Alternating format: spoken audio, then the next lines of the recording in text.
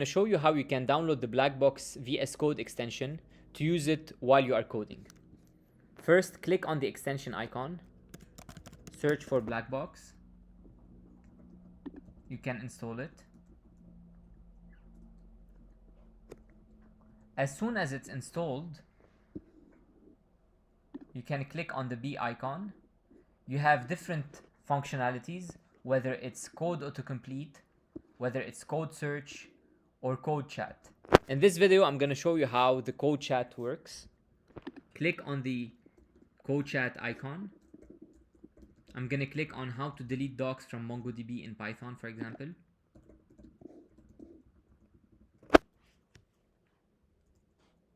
You can see that BLACKBOX is typing here.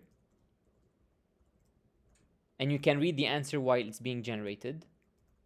Whenever there's code elements, it will be inside a box so that you can copy it easily.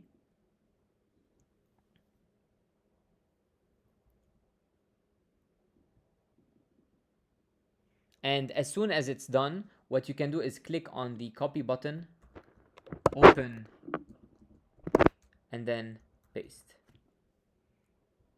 Let me know if you have any questions and would love to help.